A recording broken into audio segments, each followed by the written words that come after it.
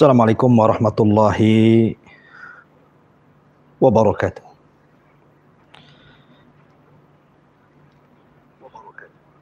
Alhamdulillah wassalatu wassalamu ala Rasulillah wa ala alihi wa sahbihi wa mawalah wa la hawla wa la quwata illa billahi wa ba'd. Alhamdulillah, segala puja dan puji hanya milik Allah Subhanahu wa taala. Salawat dan salam kita hadiahkan pada Rasul kita Nabi besar Muhammad sallallahu alaihi wa ala alihi wasallam. Ma'asyiral muslimin yang dimuliakan Allah Subhanahu wa taala. Alhamdulillah di malam hari ini dengan izin Allah Subhanahu wa taala kita kembali bisa bermuajahah lewat media Humairah Channel. Dan kita masih melanjutkan kajian kapan kiamat. Ma'asyiral muslimin yang dimuliakan Allah Subhanahu wa taala. Kemarin kita sudah masuki tentang fitnatud dajjal.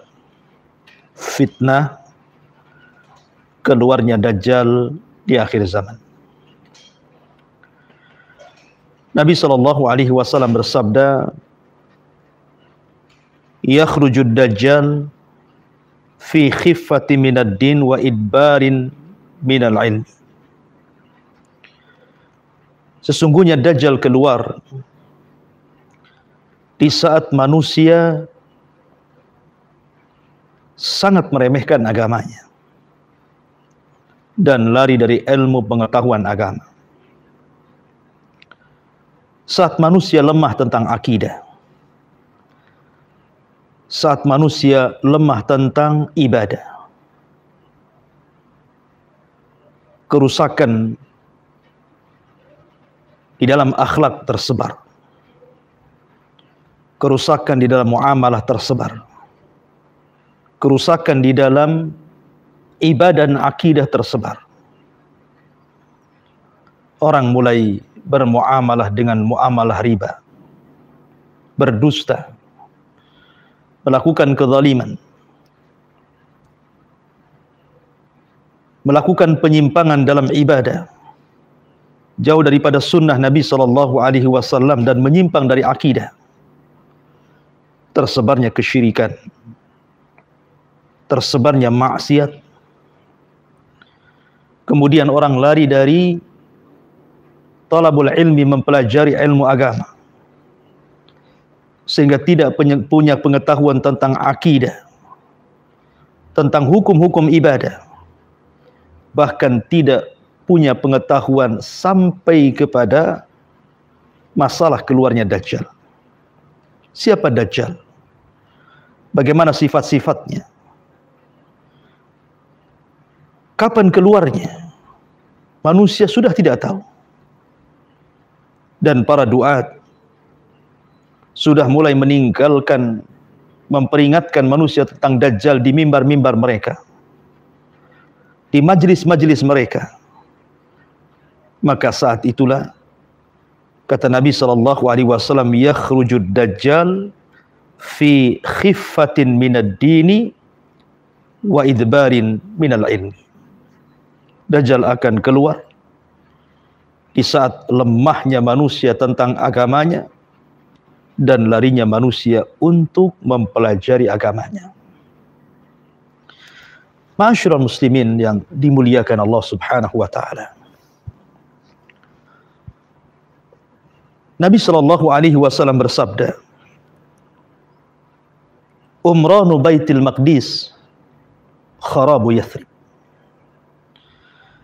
Wa kharabu Yathrib khurujul malhamah. Wa khurujul malhamati fathul Qastantiniyah. Wa fathul Qastantiniyah khurujud dajjal." Kata Nabi SAW, apabila Baitul Maqdis, maksudnya negeri Palestina, sudah mulai dijadikan pusat kekuatan kaum muslimin, tegak khilafah di sana. Bersamaan dengan itu kharabu Yathrib, tumbangnya, hancurnya kota Yathrib, kota tempat hijrahnya Nabi SAW. Tapi tentu yang dimaksud kharabu Yathrib, hancurnya Yathrib di sini, bukan berarti hancur kotanya, tidak. Bahkan ketika itu Yathrib, kota Madinah, di atas puncak kemegahan, di atas puncak kemewahan, di atas puncak kemajuan ekonomi dan bangunan. Akan tetapi manusia mulai meninggalkan kota itu. Kemana mereka mengarah? Mereka mengarah ke satu titik di Palestina, di Baitul Maqdis. Disitulah kaum muslimin akan berkumpul di akhir zaman. Wa kharabu Yathrib khurujul malhamah. Dan hancurnya kota Madinah, robohnya kota Madinah, maka akan terjadi malhamatul kubra, peperangan maha dahsyat, peperangan yang tidak ada perang yang lebih besar sepanjang sejarah manusia, lebih besar daripada perang dunia pertama, lebih besar daripada perang dunia kedua. Bahkan tidak ada peperangan yang jauh lebih dahsyat dibandingkan malhamatul kubra. Ma'asyiral muslimin yang dimuliakan Allah Subhanahu wa taala. Nabi SAW bersabda dalam sebuah hadis yang dikeluarkan Imam Abi Dawud dan juga Imam Ibnu Majah dalam sunan keduanya. Nabi SAW bersabda, "Satastalihuna ar-rum sulhan aminah, fataghzuna antum wahum aduwwan min waraikum, fatansuruna wa taghnamuna wa taslamuna, thumma yarji'una hatta tanzilu bimarjiddi thalul, fayarfa'u rajulun min ahli nasraniyah as-saliba, fayaqulu ghalaba as-salib, ghalaba as-salib, fayaghdabu rajulun minal muslimin, fayadukkuhu, fa indama dhalik taqdirur rum wa tajma'u lil malhamatil kubra." Ma'asyiral muslimin yang dimuliakan Allah Subhanahu wa taala, sebab malhamatul kubra disebutkan dalam hadis ini. Kata Nabi SAW, kalian di akhir zaman akan berdamai bersama orang-orang Romawi. Maksudnya orang-orang Nasrani yang ada di Eropa. Kalian akan berperang bersama mereka, melawan musuh di belakang-belakang kalian. Tentu yang dimaksud sebelah timur Madinah, Madinah Damaskus. Maka kalian akan dimenangkan. Kalian akan mendapatkan harta rampasan perang, kata Rasul. Dan kalian akan mendapatkan kemenangan yang gemilang. Kemudian kalian akan kembali ke tempat yang disebut dengan Marjidi Talul. Tiba-tiba kemudian seorang laki-laki yang beragama Nasrani dari tentara Romawi mengangkat salib dan mengatakan, "Ghalabas salib, ghalabas salib." Salib telah menang. Salib telah menang. Maka seorang laki-laki dari kaum muslimin ghadib, marah. Maka kemudian dipukulnya sampai dia meninggal. Maka ketika itulah berkhianatlah orang-orang Romawi. Kemudian mereka berkumpul untuk berperang melawan kaum muslimin dalam malhamatul kubra. Ma'asyiral muslimin yang dimuliakan Allah Subhanahu wa taala. Maka setelah terjadi malhamatul kubra dan kaum muslimin dimenangkan, maka ketika itulah mereka akan menuju ke sebuah kota yang disebut dengan Konstantinopel. Kota yang sebagiannya daratan dan sebagiannya lautan.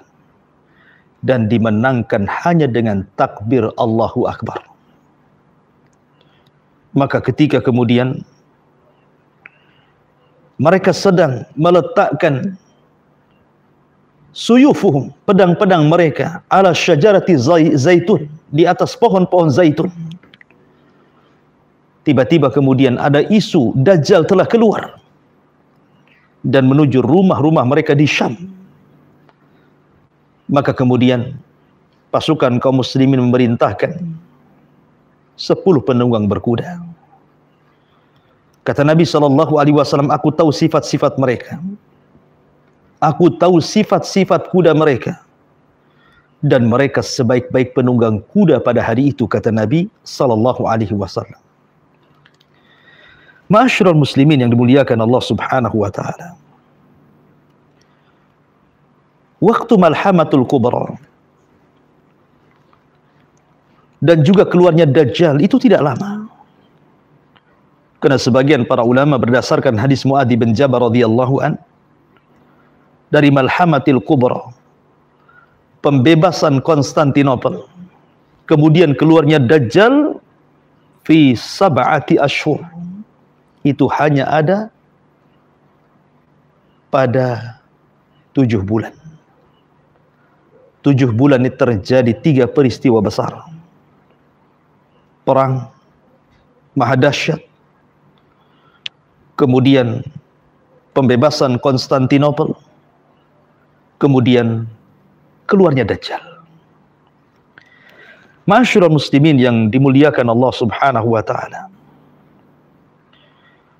Dalam hadis Muslim dari hadis Abi Hurairah radhiyallahu an, Nabi SAW bersabda, la taqumus sa'ah hatta yanzila rum bil a'maq au dabik. Tidak akan tegak hari kiamat sampai orang-orang Romawi berkumpul di A'maq ataupun di Dabik. Dan Dabik adalah selatannya Suriah. Maka keluarlah tentara dari kota Madinah Damaskus. Kata Nabi SAW, tentara kaum muslimin yang keluar dari kota Damaskus ini, hum min khiyari ahlil ardi. Mereka sebaik-baik manusia yang berada di kolong langit. Maka apabila kemudian bertemu tentara kaum muslimin dalam Malhamatul Kubra dengan tentara orang-orang Romawi, orang-orang yang mengangkat salib, maka keluarlah sepertiga pasukan kaum muslimin. Tetapi sepertiga pasukan kaum muslimin ini, kata Nabi SAW, ya la yatubullahu alaihim abada. Allah tidak akan menerima tobat mereka selamanya. Kenapa? Karena sepertiga pasukan yang pertama dikeluarkan mereka para pengecut.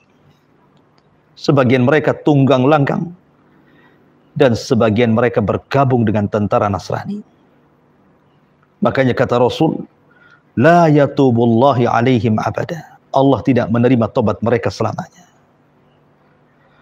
Kemudian dikeluarkan lagi sepertiga pasukan kaum muslimin. Hum afdalus syuhada'a indallah.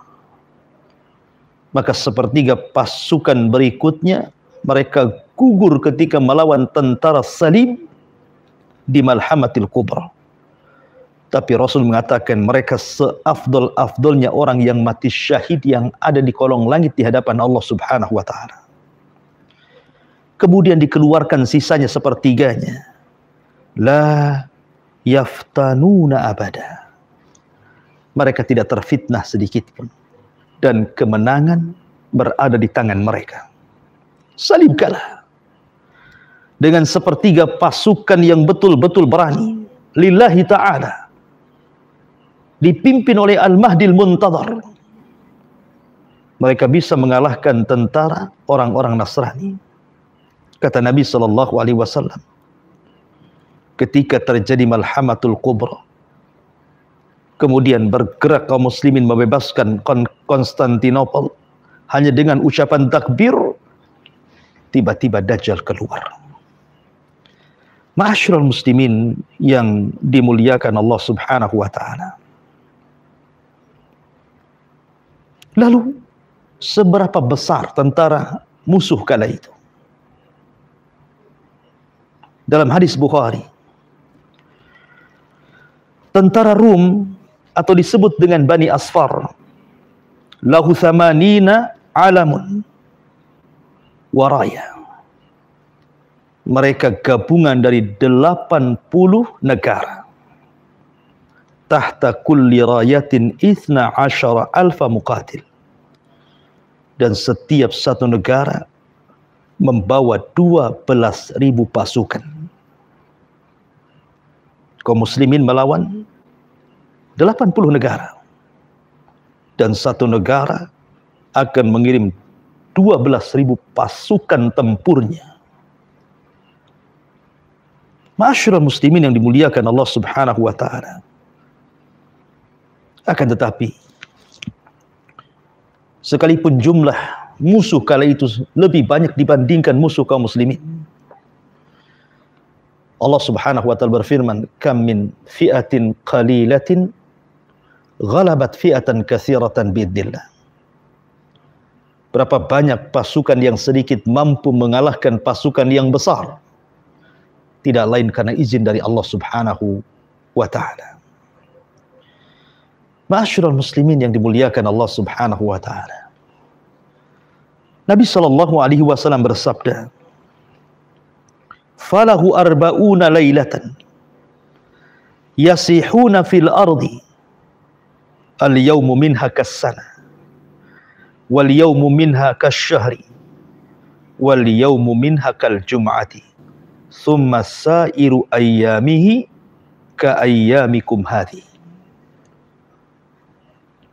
Ketika Dajjal keluar, kata Rasul, maka Dajjal akan keluar selama 40 malam. Tidak ada satu tempat di bumi, tidak ada satu jengkal tanah di kolong langit, kecuali Dajjal akan menginjaknya. Dajjal akan masuk ke kutub-kutub.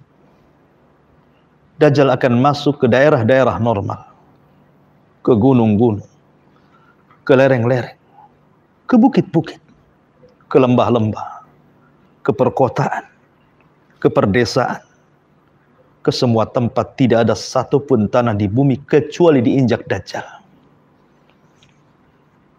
Kecuali 2 kota yang dipagari oleh para malaikat, maksudnya Al-Makkah wal Madinah, Mekah dan Madinah. Kata Nabi SAW, ketika Dajjal keluar selama 40 malam, maka 3 malam Dajjal akan keluar ke kutub-kutub, ke daerah yang siangnya lama atau malamnya lama, ke daerah yang satu harinya sama dengan setahun, satu harinya sama dengan sebulan, dan satu harinya sama dengan sejumat. Baru hari keempat, Dajjal akan keliling ke hari-hari yang normal, waktu siang dan malamnya. Ma'asyiral muslimin yang dimuliakan Allah Subhanahu wa taala. Dajjal akan keluar memfitnah manusia, membawa surga dan neraka, membawa api dan air, memfitnah manusia. Dan Nabi SAW pernah mengatakan, kalau Dajjal hidup di hadapan kalian sementara aku hidup, aku yang akan melawannya. Akan tapi kalau Dajjal itu kemudian keluar di antara kalian dan aku sudah tiada, maka masing-masing kalian harus melawannya. Masing-masing kalian harus berhujjah terhadap Dajjal. Dan tidak ada yang sanggup melawan Dajjal. Hampir kebanyakan penduduk bumi akan menuhankan Dajjal, menjadi pengikut Dajjal. Hanya sedikit orang-orang yang dirahmati Allah Subhanahu wa taala yang akan selamat dari fitnah Dajjal. Dan Dajjal akan keluar di negeri yang mayoritas orang-orang Syiah Iran, Asfahan, diikuti 70.000 Yahudi Asfahan, dan akan bergerak mengelilingi bumi untuk memfitnah manusia sampai akhirnya dibunuh oleh Isa bin Maryam di Babil Lut, di tempat mayoritas yang sekarang dipenuhi orang-orang Yahudi di kota Israel. Karena bagi orang-orang Yahudi, Dajjal adalah Mesius mereka, penolong mereka. Makanya ketika terjadi Malhamatul Kubra, di mana orang-orang Yahudi? Kenapa yang berperang orang Islam melawan orang-orang Nasrani yang berkhianat kepada kaum muslimin di akhir zaman? Karena orang-orang Yahudi kaum yang pengecut. Mereka sembunyi ketakutan. Saat kemudian terjadi Malhamatul Kubra dan dimenangkan kaum muslimin, maka Dajjal akan keluar kepada mereka. Marah karena orang-orang Yahudi tidak berani perang. Dari sini Rasul mengatakan, la yakhrujud Dajjal illa ala ghadbatin yaghdibuha. Tidak akan keluar Dajjal kecuali karena ada kemarahan yang menyulutnya. Dan Dajjal marah dengan orang-orang Yahudi karena mereka tidak berani perang dalam Malhamatul Kubra. Sejak itulah Dajjal memimpin orang-orang Yahudi pertama dari kalangan Yahudi Asfahan, 70.000 Yahudi lengkap dengan atribut di kepala mereka. Kemudian berperang melawan kaum muslimin. Dan banyaknya mengikut Dajjal, menjadikan tentara kaum muslimin, tentara Al-Mahdil Muntadhar, harus sembunyi di Bukit Tur sampai kelaparan. Sehingga kepala kerbau jauh lebih berharga dibandingkan emas dan perak. Karena laparnya. Ma'asyiral muslimin yang dimuliakan Allah Subhanahu wa ta'ala. Lalu, bagaimana kisah selanjutnya? Bagaimana peran Dajjal dalam memfitnah manusia? Bagaimana terbunuhnya Dajjal? Bagaimana tentara Al-Mahdil Muntadhar? Dan bagaimana turunnya Isa bin Maryam yang akan membunuh Dajjal? Tentu ini pembahasan yang berseri. InsyaAllah kita akan terangkan di lain kesempatan, mudah-mudahan ada manfaatnya. Akhirul kalam, billahi taufiq wal hidayah. Subhanakallahumma bihamdika asyhadu an la ilaha illa anta astaghfiruka wa atubu ilaik. Allahu ta'ala alam. Assalamualaikum warahmatullahi wabarakatuh.